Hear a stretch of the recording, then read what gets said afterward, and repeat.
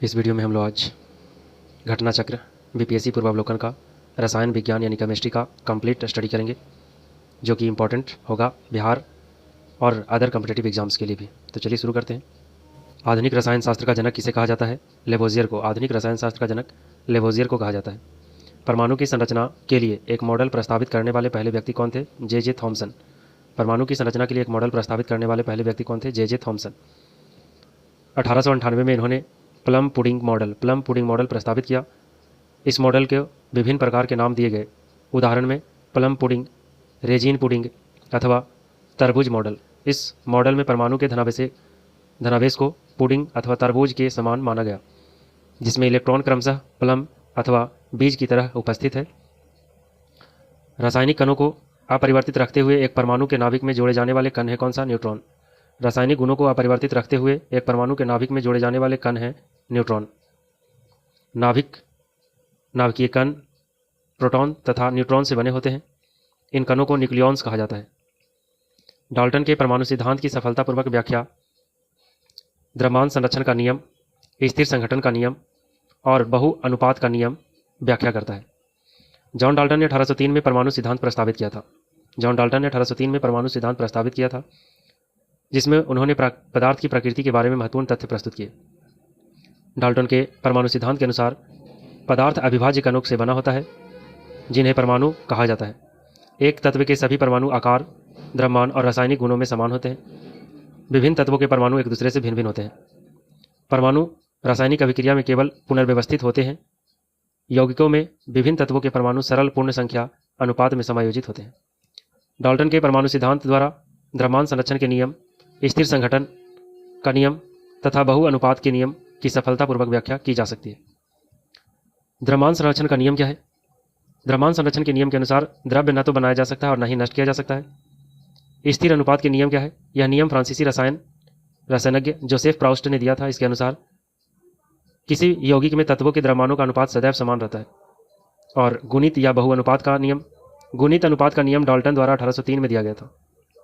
इस नियम के अनुसार यदि दो तत्व संयोजित होकर एक से अधिक यौगिक का निर्माण करते हैं, तो एक तत्व के साथ दूसरे तत्व के संयुक्त होने वाले द्रव्यमान छोटे पूर्णांकों के अनुपात में होते हैं। एक परमाणु के केंद्र का धनावेशित हिस्सा कहलाता है न्यूक्लियस। एक परमाणु के केंद्र का धनावेशित हिस्सा कहलाता है क्या? न्यूक्लियस कहलाता है। एक परमाणु के केंद्र का धनावेशित हिस्सा नाभिक या न्यूक्लियस कहलाता है। नाभिक परमाणु का केंद्रक होता है। परमाणु के नाभिक में प्रोटॉन और न्यूट्रॉन अवस्थित रूप से न्यूक्लियॉन कहलाते हैं। प्रोटॉन धनात्मक आवेश युक्त कण है, जबकि न्यूट्रॉन उदासीन होता है, जिस कारण नाभिक धनावेशित होता है। प्रोटॉन और न्यूट्रॉन का द्रव्यमान 1.67 × 10⁻27 kg होता है एवं इसकी खोज, प्रोटॉन की खोज गोल्डस्टीन ने, जबकि न्यूट्रॉन की खोज जेम्स चैडविक ने किया था। किस उपपरमाण्विक कण का द्रव्यमान नगण्य होता है? किस उपपरमाण्विक कण का द्रव्यमान नगण्य होता है? इलेक्ट्रॉन का। इलेक्ट्रॉन एक ऋणात्मक आवेशित उपपरमाण्विक कण है, जो परमाणु नाभिक के चारों ओर घूमते रहता है। एक इलेक्ट्रॉन पर उपस्थित आवेश -1.602 × 10⁻19 कूलम होता है, -19 कूलम होता है। एक इलेक्ट्रॉन का द्रव्यमान लगभग 9 × 10⁻31 किलोग्राम होता है। निम्न तत्वों में से किसमें न्यूट्रॉन नहीं होता है? तो न्यूट्रॉन हाइड्रोजन में नहीं होता है। हाइड्रोजन का परमाणु क्रमांक 1 होता है, साधारण हाइड्रोजन। समस्थानिक प्रोटियम में कोई न्यूट्रॉन नहीं होता है। भारी हाइड्रोजन समस्थानिक ड्यूटेरियम में 1 न्यूट्रॉन होता है, जबकि अत्यंत भारी हाइड्रोजन समस्थानिक ट्राइटियम में 2 न्यूट्रॉन होते हैं। निम्नलिखित में से कौन सा विकल्प गलत है?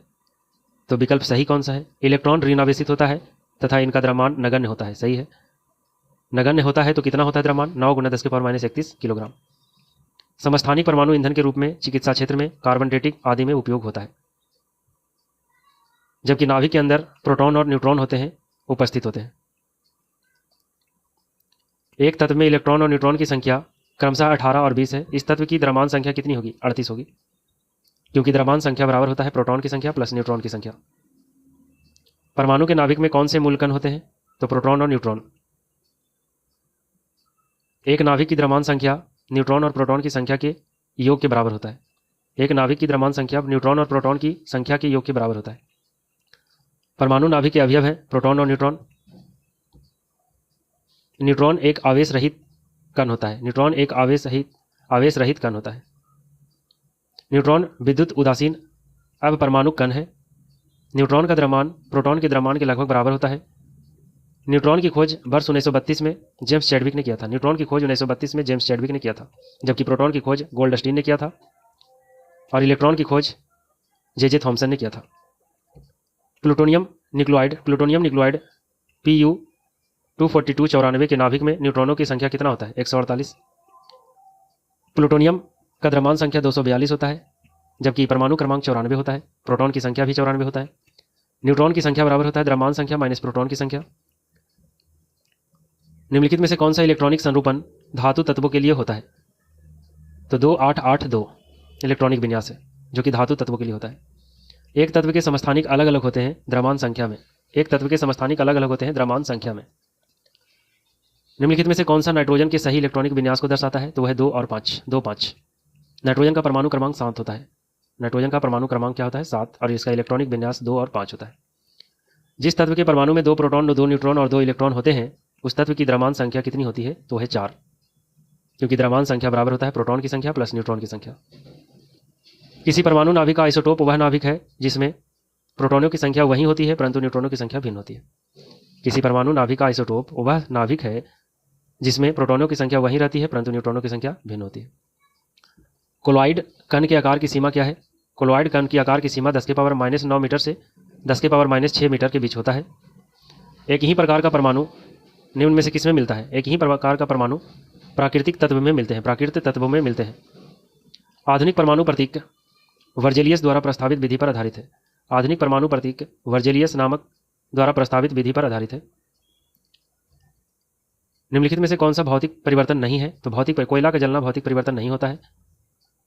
भौतिक परिवर्तन का बात करें तो बर्फ का पिघलना, पानी में नमक घोलना भौतिक परिवर्तन के उदाहरण है, जबकि कोयला का जलना एक रासायनिक परिवर्तन का उदाहरण है। निम्नलिखित में से किस तत्व की परमाणु त्रिज्या सबसे बड़ी होती है? तो परमाणु त्रिज्या सबसे बड़ी लिथियम की होती है। लिथियम की परमाणु त्रिज्या लगभग 152 pm होता है। बेरिलियम की परमाणु संख्या 111 pm होता है। बोरॉन की परमाणु त्रिज्या 88 pm होता है। pm का मतलब होता है पिकोमीटर। रसायन विज्ञान के अनुसार निम्नलिखित में से कौन सा भौतिक परिवर्तन का एक उदाहरण है?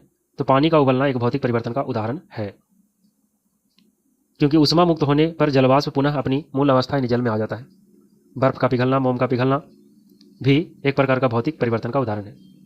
हाइड्रोजन परमाणु के nवे स्थिर कक्ष का अर्धव्यास किसके समानुपाती होता है? तो हाइड्रोजन परमाणु के nवे स्थिर कक्ष का अर्धव्यास n² के बराबर होता है। किस नियम के अनुसार समान ताप और दाब पर सभी गैसों के निश्चित आयतन में अणुओं की संख्या समान होती है? तो एवोगाद्रो का नियम। एवोगाद्रो के नियम के अनुसार समान ताप और दाब पर सभी गैसों के निश्चित आयतन में अणुओं की संख्या क्या होती है? समान होती है।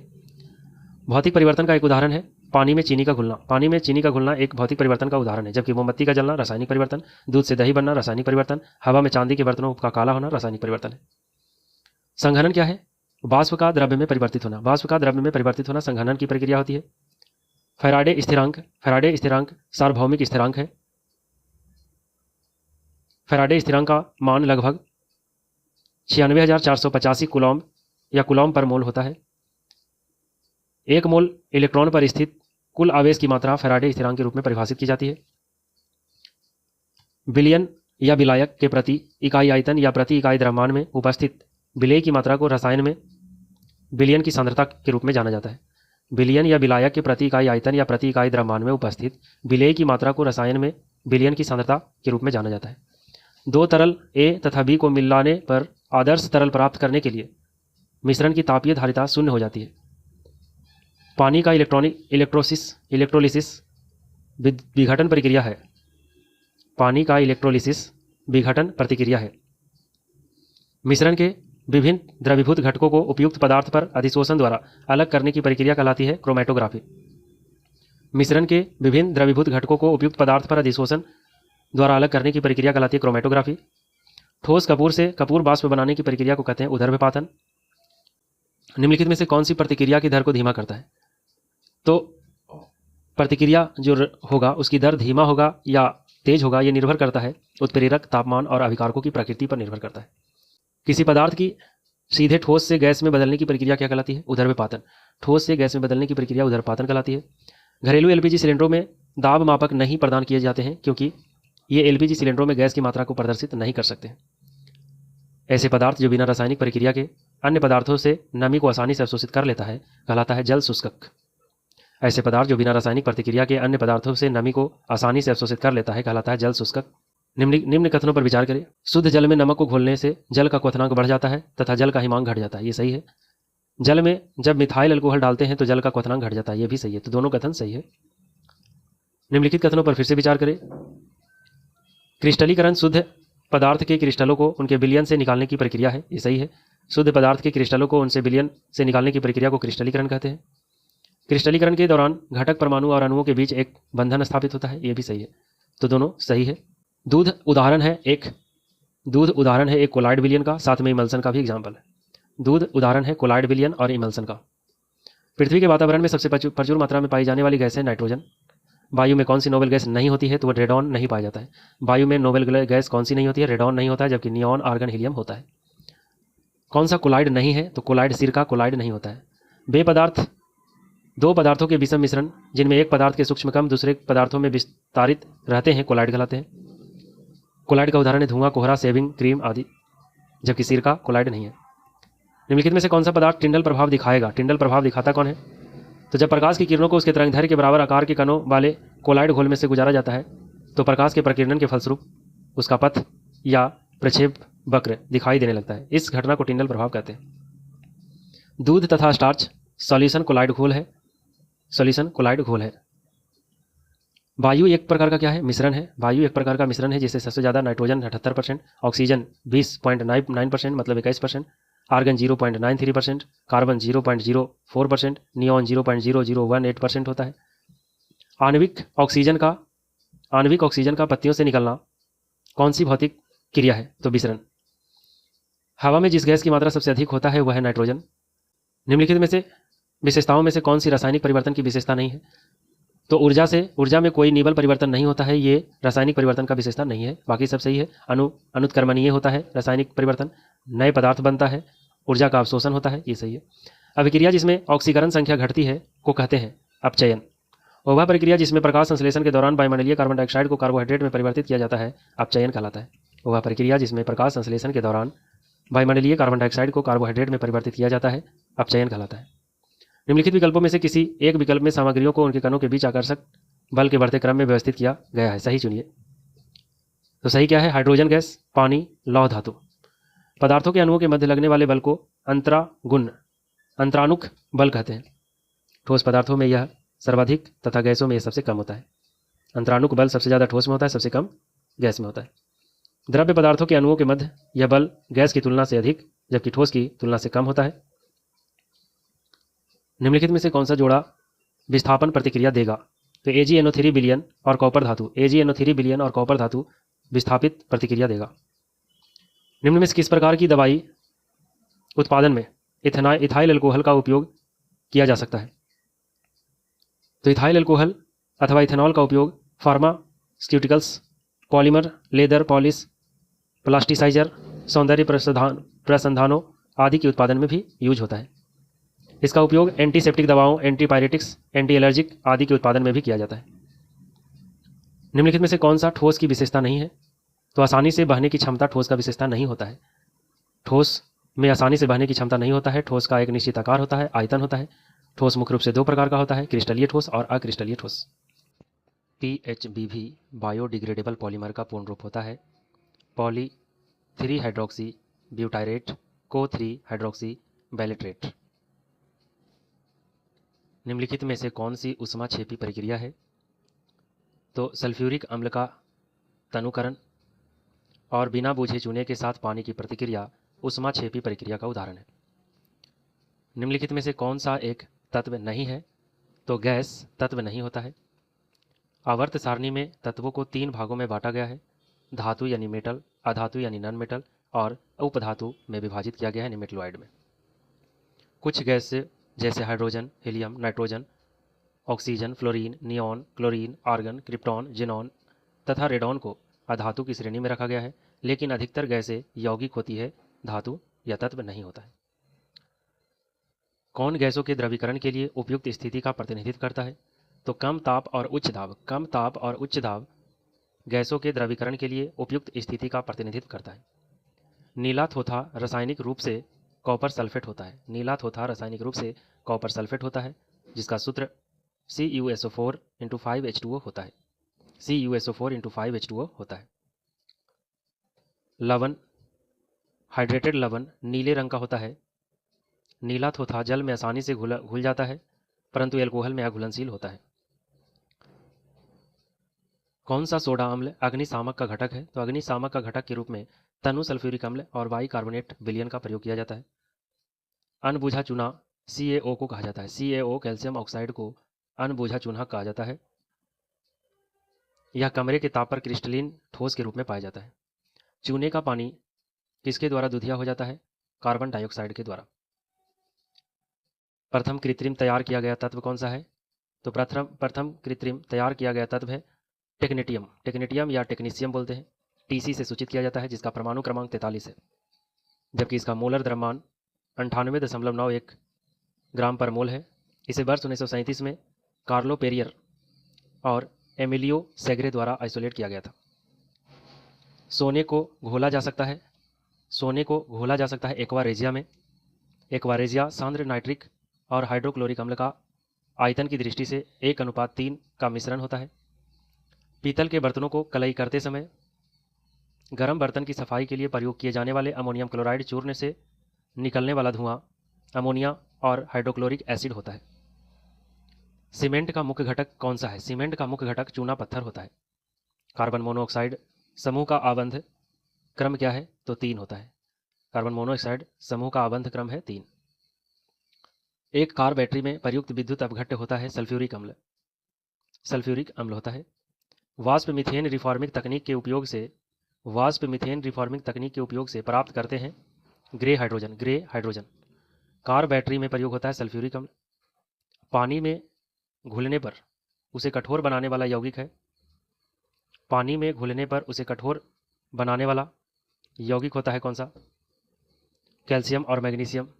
कैल्शियम और मैग्नीशियम के घुलनशील बाइकार्बोनेट्स और क्लोराइड और सल्फेट की उपस्थिति के कारण होते हैं। बाइकार्बोनेट अस्थायी कठोरता पैदा करता है, जिसे पानी उबाल कर दूर किया जा सकता है, जैसे कैल्शियम बाइकार्बोनेट। क्लोराइड और सल्फेट अस्थायी कठोरता पैदा करती है, जिसे उबालने से हटाया नहीं जा सकता है। अस्थायी कठोरता को केवल रासायनिक अभिक्रिया द्वारा ही हटाया जा सकता है। निम्नलिखित में से कौन इलेक्ट्रोफाइल नहीं है? तो इलेक्ट्रोफाइल नहीं है सोडियम आयन। क्षारीय यानी बेसिक लेड कार्बोनेट का व्यापारिक नाम क्या है? सफ़ेद व्हाइट लेड। क्षारीय लेड किसे कहते हैं? व्हाइट लेड को। सूत्र होता है 2PbCO3 इंटू PbOH2। निम्नलिखित में से किसका वजन सबसे अधिक होता है? तो कार्बन डाइऑक्साइड के 2 मोल का वजन सबसे अधिक होता है। कार्सिनोमा के उपचार के लिए किस धातु यौगिक का प्रयोग किया जाता है? प्लेटिनम का। लोहे का विशुद्ध रूप होता है पिटवा लोहा।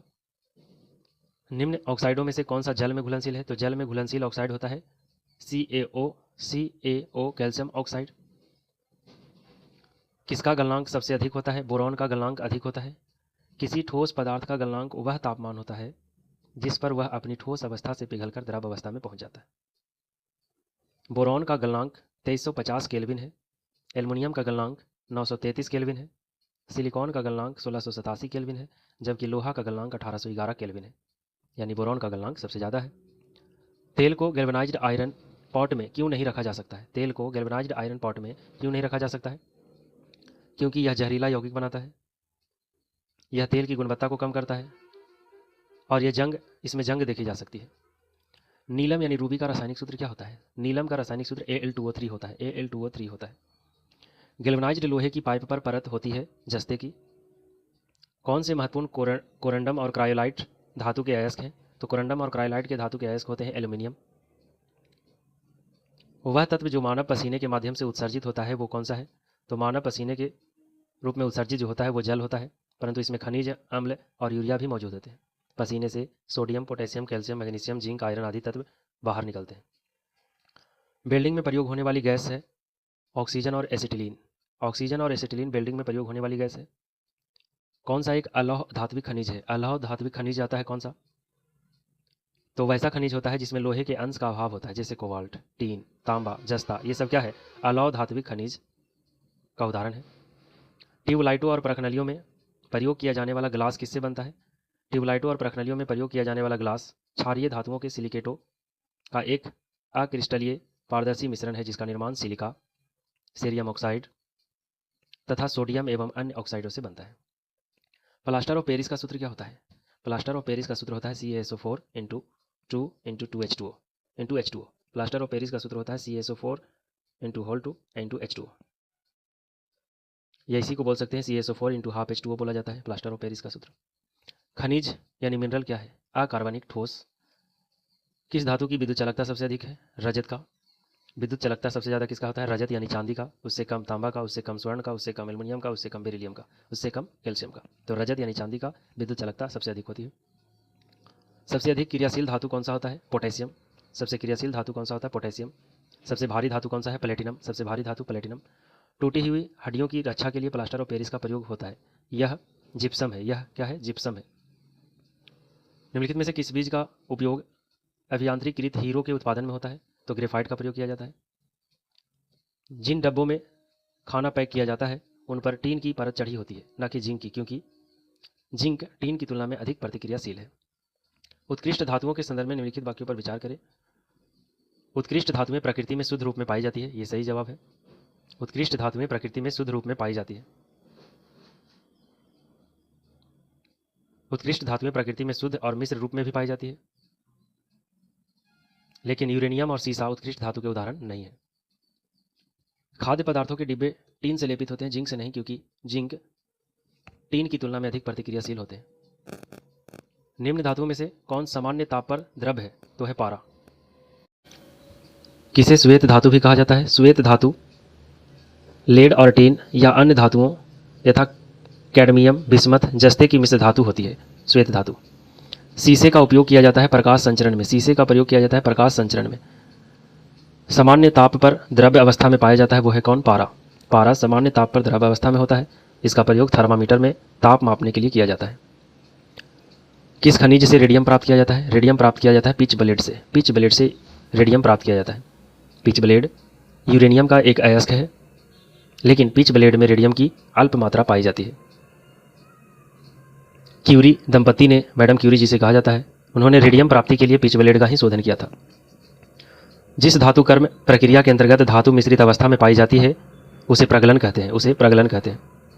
वायु में थोड़ी देर रखने पर किसी धातु के ऊपर हरे रंग के बेसिक कार्बोनेट की परत जम जाती है, वह धातु तांबा होता है।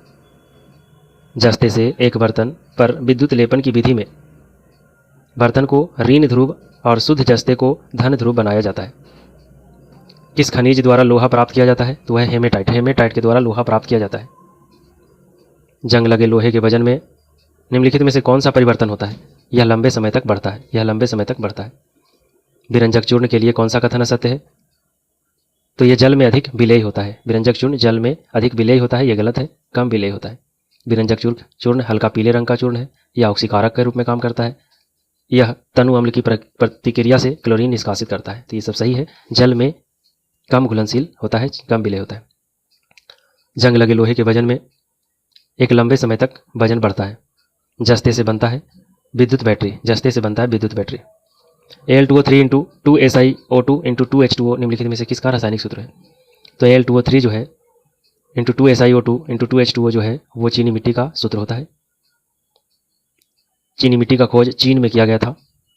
मैग्नीज का उपयोग कहाँ किया जाता है? मैग्नीज का उपयोग माचिस, चमड़ा, फोटोग्राफी और शुष्क बैटरियों के निर्माण में किया जाता है।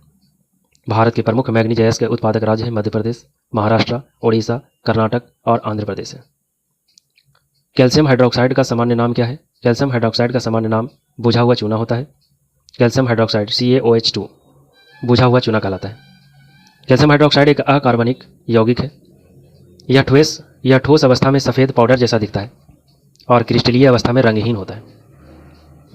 जिंक ऑक्साइड का साधारण रूप से किसके उत्पादन में उपयोग किया जाता है? जिंक ऑक्साइड का साधारण रूप से किसके उत्पादन में उपयोग किया जाता है? तो जिंक ऑक्साइड एक अकार्बनिक यौगिक है जिसका उपयोग कई विनिर्माण प्रक्रियाओं में किया जाता है। यह रबर, प्लास्टिक, सिरेमिक, कांच, सीमेंट, पेंट्स, मलहम, खाद्य पदार्थ, बैटरी इत्यादि में होता है। इसका प्रयोग द्वितीयक तौर पर विलेयकों और विस्फोटकों के रूप में किया जाता है। सबसे भारी धातु कौन सा होता है? यूरेनियम। प्रश्न के ये क्वेश्चन के अनुसार यूरेनियम है, ऐसे प्लेटिनम होता है, कठोर धातु। लोहे के फ्राइंग पैन को जंग लगने से बचाने के लिए जिंक की परत लगाई जाती है। पारद धातु मिश्रण है, पारद युक्त मिश्र धातु हो। पारद धातु मिश्रण है किसका? पारद युक्त मिश्र धातु की। पीतल एक मिश्र धातु है, जस्ता तथा तांबा का। पीतल एक मिश्र धातु है, जस्ता तथा तांबा का। सोडा वाटर की बोतल खोलने पर निकलने वाली गैस है CO2। जस्ते के एक आयतन भाग को 2 आयतन भाग से मिलाने पर पीतल बनता है। पीतल का घनत्व कितना होगा? तो 8300 किलोग्राम पर मीटर क्यूब। ग्रेफाइट और हीरे के बारे में निम्नलिखित में से कौन सा कथन सत्य है? तो वे एक समान रासायनिक प्रक्रिया से गुजर सकते हैं। स्टेनलेस स्टील मिश्र धातु होता है। स्टेनलेस स्टील मिश्र धातु होता है क्रोमियम और निकेल का। क्रोमियम और निकेल का। इन घटकों को लौह धातु के साथ मिलाकर स्टेनलेस स्टील तैयार किया जाता है। शुष्क बर्फ होता है ठोस कार्बन डाइऑक्साइड। शुष्क बर्फ होता है ठोस कार्बन डाइऑक्साइड। स्टेनलेस स्टील एक मिश्र धातु है। स्टेनलेस स्टील एक मिश्र धातु है क्रोमियम और निकेल का। कौन सी धातु संक्षारण नहीं करती है? तो संक्षारण करने का काम किसका नहीं होता है? सोना और प्लेटिनम। सोना और प्लेटिनम धातु का संक्षारण नहीं होता है। किसमें कार्बन नहीं होते हैं? तो कार्बन किसमें नहीं होता है? हीरा, ग्रेफाइट और कोला तीनों में कार्बन पाए जाते हैं, मतलब कार्बन तीनों में पाए जाते हैं। सबसे सख्त कौन है? सबसे सख्त होता है हीरा। हीरा सबसे कठोर होता है। हीरे में प्रत्येक कार्बन परमाणु अन्य कार्बन परमाणुओं से प्रबल बलों द्वारा जुड़े होते हैं। वनस्पति तेल से वनस्पति घी बनाने में प्रयुक्त होने वाली गैस है हाइड्रोजन। हीरा अपरूप है किसका? कार्बन का। वाहनों से निकलने वाली गैस मुख्यतः carbon dioxide, carbon monoxide, nitrogen के ऑक्साइड, सल्फर डाइऑक्साइड एवं हाइड्रोकार्बन हो सकते हैं। हीरे और ग्रेफाइट के बारे में निम्नलिखित में से कौन सा कथन सत्य है? हीरे के बारे में, हीरा और ग्रेफाइट दोनों को कार्बन के एलोट्रोप यानी अपरूप के रूप में माना जाता है, लेकिन न तो उनकी क्रिस्टलीय संरचना और न ही उनकी कठोरता समान है। हीरे में कार्बन परमाणु त्रिविमीय चतुष्फलकीय संरचना बनाती है, जबकि ग्रेफाइट में यह समतल में षटकोणीय बलय की तरह होता है। हीरा सबसे कठोर है जबकि ग्रेफाइट सब मुलायम है। इसी प्रकार हीरा विद्युत का कुचालक होता है, जबकि ग्रेफाइट विद्युत का उत्कृष्ट चालक होता है। स्टील को कठोरता प्रदान करने के लिए बढ़ाई जाती है कार्बन की मात्रा। वनस्पति तेल को वनस्पति घी में हाइड्रोजनीकरण हेतु उपयोग में आने वाला उत्प्रेरक है निकेल। अक्रिस्टलीय कार्बन का शुद्धतम रूप है दीपक की कालिख।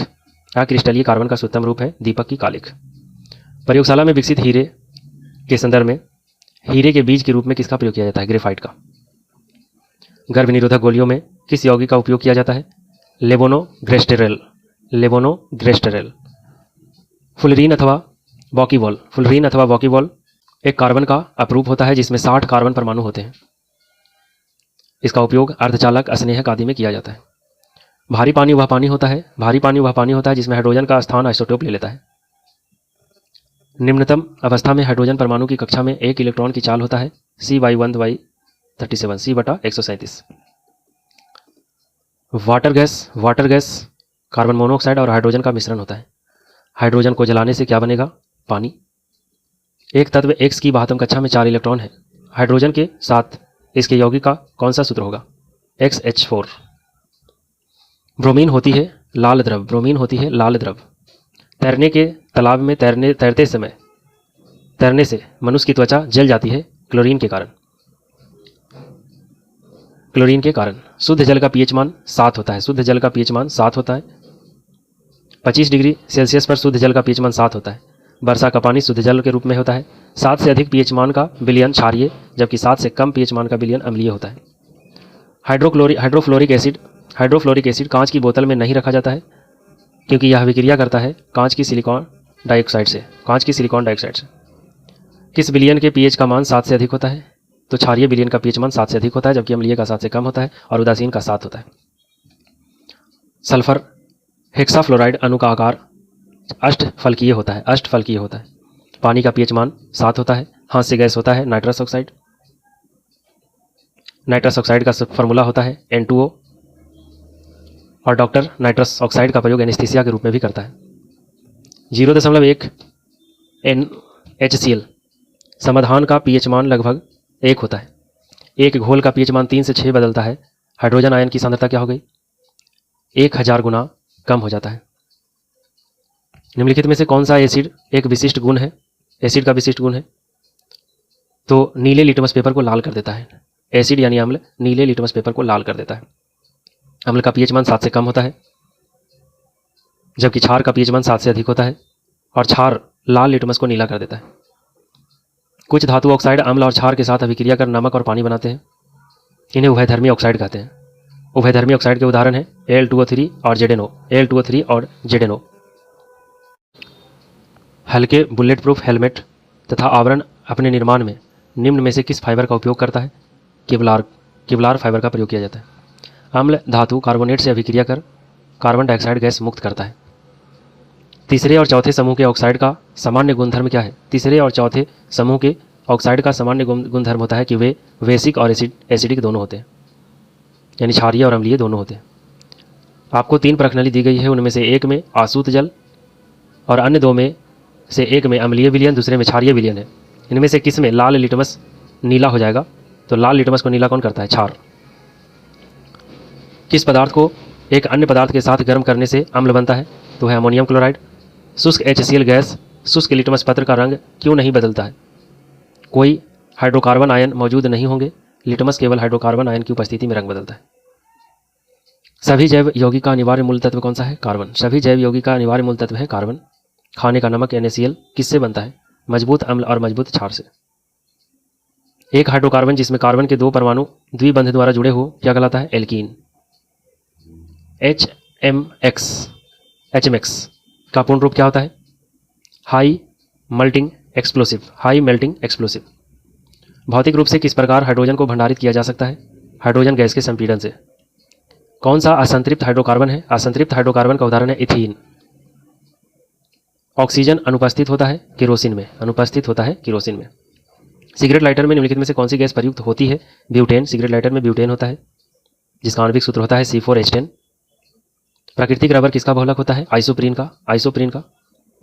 बहुलीकरण वह प्रक्रिया है जिसमें एक ही प्रकार के एक से अधिक अणु आपस में जुड़कर कोई अधिक अनुभार वाला बड़ा अणु बनाते हैं। आइसोप्रीन एक कार्बनिक पदार्थ है जिसका सूत्र CH2 double bond C CH3 CH double bond CH2 होता है। आइसोप्रीन का बहुलक प्राकृतिक रबर है। बेंजीन में सिग्मा और पाई बंध की संख्या होती है 12 और 3। सिग्मा बंध की संख्या 12 और पाई बंध 3। टेफ्लॉन निम्नलिखित में से किसका एकलक का बहुलक है? टेफ्लॉन निम्नलिखित में से किस एकलक का बहुलक है? टेट्राफ्लोरोएथिलीन का। टेट्राफ्लोरोएथिलीन का। एल्कोहल को कार्बोक्सिलिक अम्ल में परिवर्तित किया जा सकता है मात्र ऑक्सीडेशन द्वारा। बैकेलाइट निम्नलिखित के संघनन से बनता है फिनॉल और फॉर्मल्डिहाइड। शक्कर के किण्वन से क्या बनता है? Ethyl alcohol. शक्कर के किण्वन से इथाइल अल्कोहल बनता है। एस्पार्टेम पदार्थ का प्रयोग कृत्रिम मधुरक के रूप में इस्तेमाल होता है। कृत्रिम मधुरक के रूप में। फ्रेऑन का प्रयोग प्रशीतक के रूप में होता है। नियोप्रीन का प्रयोग संश्लेषित रबर के रूप में होता है। बेनाड्रिल का यूज प्रतिहिस्टामिन के रूप में होता है। नींबू खट्टा किस कारण से होता है? साइट्रिक अम्ल के कारण। साइट्रिक अम्ल के कारण। HCCOOH को कौन सा अम्ल कहा जाता है? ऑक्जेलिक अम्ल। ऑक्जेलिक अम्ल।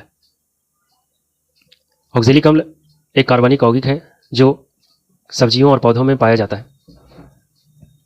बुलेट प्रूफ जैकेट बनाने के लिए उपयोग किया जाने वाला फाइबर है केवलर। एसिटिलीन एसिटिक अम्ल की गंध। एसिटिक अम्ल की गंध किसके समान होती है? सिरका के जैसा। एसिटिक अम्ल को एथनोइक अम्ल एवं सिरका के रूप में जाना जाता है। एसिटिक अम्ल का सूत्र होता है CH3COOH और इसकी गंध सिरके के समान होती है। निम्नलिखित में से फर्श टाइल्स बनाने के लिए उपयोग किया जाने वाला मेलामाइन एक उदाहरण है। मेलामाइन किसका उदाहरण है? थर्मोसेटिंग प्लास्टिक का। थर्मोसेटिंग प्लास्टिक का। सिरके का रासायनिक नाम क्या है? सिरके का रासायनिक नाम एसिटिक अम्ल होता है, जिसका सूत्र CH3COOH होता है। फलों को जबरदस्ती पकाने के लिए निम्नलिखित में से किस गैस का उपयोग किया जाता है? एथिलीन। कौन सा अम्ल सिरके में उपस्थित होता है? एसिटिक अम्ल CH3COOH। सिरके में खट्टा स्वाद सिट्रिक किसके कारण होता है? खट्टा में एसिटिक अम्ल के कारण होता है। वर्ष 1945 में नागासाकी में गिराए गए बमों में कौन सा विस्फोटक प्रयुक्त था?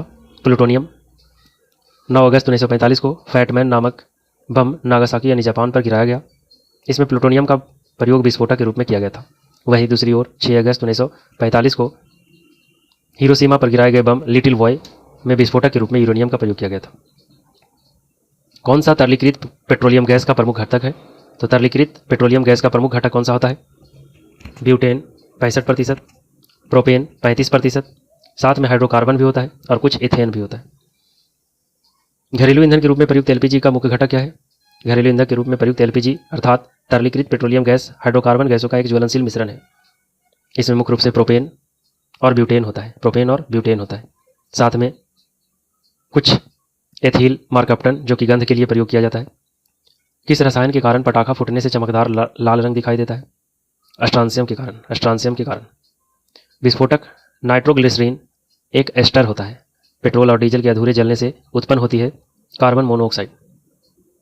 ऑक्टेन रेटिंग बढ़ाने के लिए किस यौगिक का उपयोग किया जाता है? टेट्रा एथिल का उपयोग किया जाता है। और वह उपकरण जो ईंधन की रासायनिक ऊर्जा को सीधे विद्युत ऊर्जा में बदलता है उसे कहते हैं ईंधन सेल कहा जाता है। निम्नलिखित में से गलत कथन का चयन करें। एक्रिलिक को निम्नलिखित में से गलत कथन का चयन करें तो सही क्या है? कपास गर्मियों में कपड़े के रूप में उपयोग के लिए प्रयुक्त होता है क्योंकि यह नमी को अवशोषित करता है। सीडी बनाने के लिए पॉलीकार्बोनेट का उपयोग किया जाता है। एक्रेलिक को कृत्रिम रेशम भी कहा जाता है। रेशम भी कहा जाता है क्योंकि यह कपास से तैयार होता है लेकिन रेशम की तरह चमकता है। यह कथन गलत है क्योंकि एक्रेलिक को कृत्रिम ऊन कहा जाता है, कपास नहीं। रेयॉन को सामान्यतः कृत्रिम रेशम कहा जाता है जबकि एक्रेलिक को कृत्रिम ऊन कहा जाता है। टेफ्लॉन का उपयोग नॉन स्टिक रसोई के सामान की कोटिंग के लिए किया जाता है। सही है। पेट्रोल की गुणवत्ता को व्यक्त किया जाता है ऑक्टेन संख्या द्वारा। किसकी ऑक्टेन संख्या 0 होती है? तो आइसो ऑक्टेन की ऑक्टेन संख्या 100 होती है। एन ऑक्टेन की ऑक्टेन रेटिंग 10 होती है जबकि एन हेप्टेन की ऑक्टेन संख्या 0 होती है। N heptane.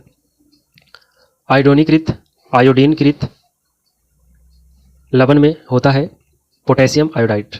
सीएनजी का मुख्य घटक होता है CH4 यानी मीथेन। ट्राइग्लिसराइड क्या है? बसा होता है। स्वचालित कारों में सामान्यतः कौन सा तेल लगता है?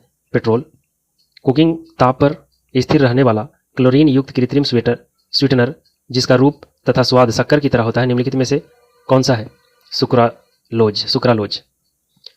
निम्न पदार्थों में से कौन सा पदार्थ खाने की वस्तुओं के लिए परीक्षण हेतु प्रयोग होता है? तो वह सोडियम बेंजोएट। ग्लूकोज को एथिल एल्कोहल में किस एंजाइम द्वारा बदल दिया जाता है? जाइमेज एंजाइम। खाना बनाने में प्रयोग की जाने वाली गैस कौन सी है? मीथेन। ग्लूकोज का सूत्र क्या होता है? C6H12O6। कार्बोहाइड्रेट के अपघटनों उपरांत अंतिम रूप से क्या बनता है? ग्लूकोज बनता है। सबसे मीठी चीनी कौन सी होती है? फ्रक्टोज होती है। सबसे मीठी चीनी फ्रक्टोज होती है। फ्रक्टोज एक प्राकृतिक मोनोसेग्राइड है जो लगभग सभी फलों, शहद और कुछ सब्जियों में पाया जाता है। सुक्रोज सर्वाधिक मीठी डाइसेग्राइड शर्करा है। अल्कोहलिक खमीर का आखिरी उत्पाद क्या होता है? अल्कोहलिक खमीर का आखिरी उत्पाद होता है इथाइल अल्कोहल। शर्कराओं में सबसे मीठी कौन सी होती है? फ्रक्टोज। त्वचा कैंसर पराबैंगनी किरणों के कारण होता है। ध्वनि प्रदूषण डेसिबल में मापा जाता है। वैश्विक तापन कार्बन डाइऑक्साइड के कारण हो रहा है जबकि ओजोन में छिद्र हो रहा है क्लोरोफ्लोरोकार्बन के कारण। हरित रासायनिकी शब्द से क्या तात्पर्य है? हरित रासायनिकी तात्पर्य से संबंधित है कि खतरनाक पदार्थों के उपयोग या उत्पादन को कम अथवा खत्म कर देगा।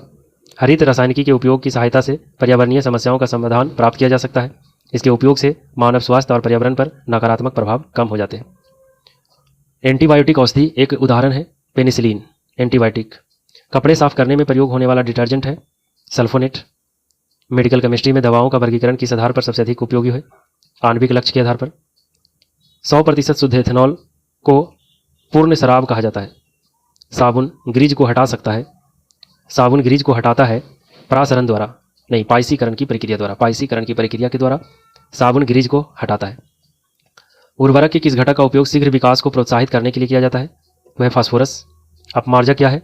शोधन अभिकर्ता है। कौन सा पदार्थ साबुन बनाने में प्रयुक्त होता है? वनस्पति तेल। अपमार्जक क्या है? शोधन अभिकर्ता है। उर्वरक के किस घटक का उपयोग शीघ्र विकास को प्रोत्साहित करने के लिए किया जाता है? फास्फोरस। कौन सा पदार्थ साबुन बनाने में प्रयुक्त होता है? वनस्पति तेल। जल की अस्थायी कठोरता का कारण क्या है? कैल्शियम तथा मैग्नीशियम के क्लोराइड और सल्फोनेट के कारण होता है। नीचे से रात में चमकने वाले वर्णक के रूप में कौन सा यौगिक जाना जाता है? Europium doped strontium aluminate. Urea में उपस्थित होने वाला तत्व है carbon, hydrogen, nitrogen, oxygen. Smart film के लिए किस सामग्री का उपयोग किया जाता है? इंडियम टीन ऑक्साइड का। पुलिस द्वारा नशे में गाड़ी चलाने वाले की सांस की जांच के लिए किस फिल्टर पेपर का प्रयोग किया जाता है? पोटेशियम डाइक्रोमेट और सल्फ्यूरिक अम्ल। कौन सा रेडियोधर्मी तत्व नहीं है? तो कैडमियम रेडियोधर्मी तत्व नहीं होता है।